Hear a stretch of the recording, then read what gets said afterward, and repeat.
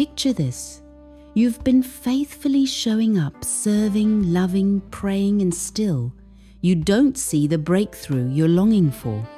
Have you ever asked, God, why is this taking so long? Let's be real. Waiting isn't easy. The Bible uses the concept of due season, that perfect appointed time for harvest. It's a bit like the agricultural principle of germination, the period a seed needs underground before it even begins to sprout. You can water, fertilize, and tend the soil, but you can't rush the process. The same is true spiritually. We plant seeds of kindness, obedience, and faith, but growth happens in God's timing, not ours. Now you might be thinking, but I've done everything right. Where's my harvest? I get it. It's tempting to equate effort with immediate results, especially in our instant world. But let me tell you a story. There was a time in my life when every prayer felt like it hit a ceiling. Months of perseverance felt fruitless. Yet just when I was ready to quit, the breakthrough came, and looking back, I could see God was preparing me, strengthening my roots. That's the power of patience, or in biblical terms, long suffering. Like a farmer, we have to trust the invisible work beneath the surface. Hebrews 6:12 calls us to be imitators of those who through faith and patience inherit the promises. Here's the conflict. Our culture says hustle harder. God says, wait on me. Which voice are you listening to? Will you keep sowing even when you're tired? Let me encourage you. No act of faith is wasted. Just because you don't see immediate fruit doesn't mean the seed isn't growing. Think of spiritual photosynthesis. God's light is nourishing what's hidden, preparing it to break through at just the right moment. Your prayers, even whispered in the dark, are working. Your kindness, even unrecognized, is being recorded. Don't pull up your seed in frustration. Keep watering it with hope. Here's the resolution. Rest in the promise of Galatians 6-9. In due season we will reap if we do not give up. That's not wishful thinking. It's God's guarantee.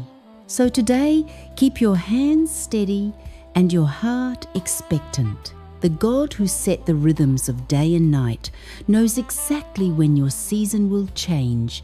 You're not behind, you're right on schedule in His perfect plan. Let's dig deeper.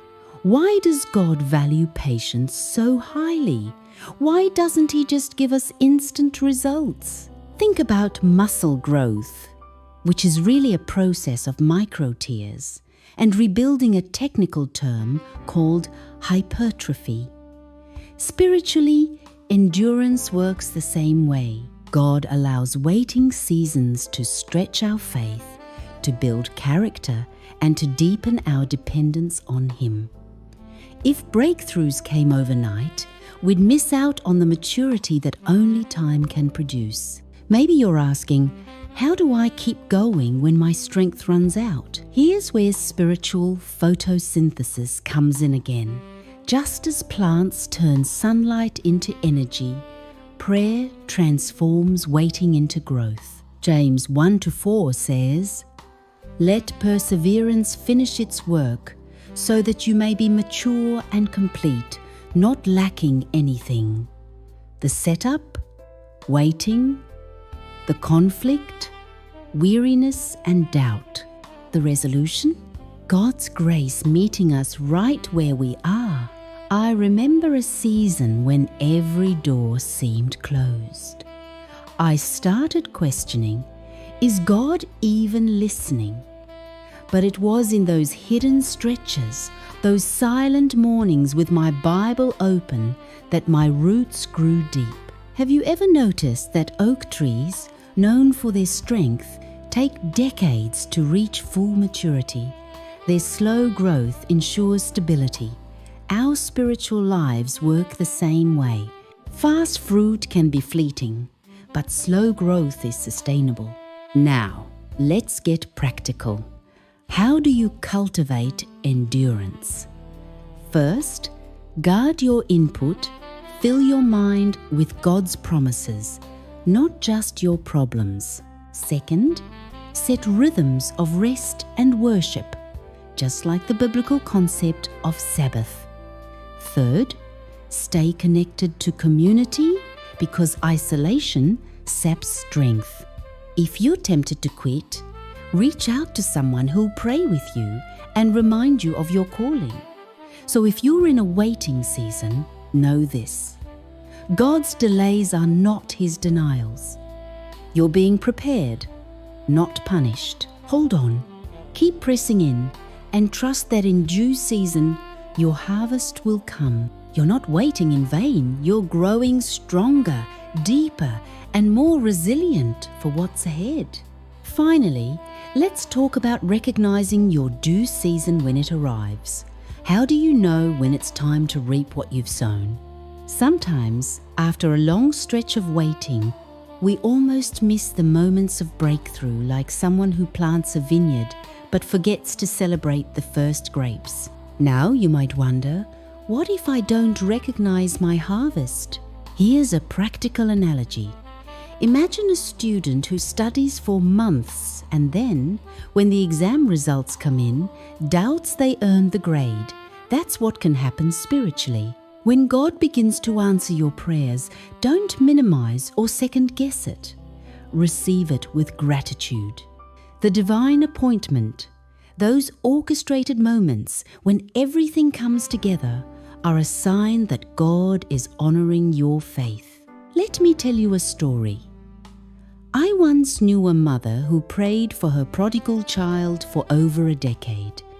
One day, out of the blue, her son called, ready to come home. Was it sudden? Not really. It was the result of countless unseen seeds, watered by years of tears and hope. That's how kairos moments work, the Greek term for God's opportune, appointed time. Here's the conflict. When your due season arrives, will you step into it with faith, or will fear hold you back? Too often, we're so used to waiting that we freeze when the answer comes.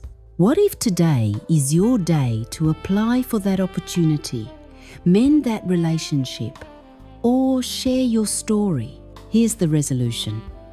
Embrace your harvest. Celebrate God's faithfulness. Thank Him for what you see and what's still on the way. Remember, God delights in giving good gifts to His children, and your due season will be right on time. So open your hands, lift your head, and step forward. You're not just waiting for your season, you're stepping into it by faith.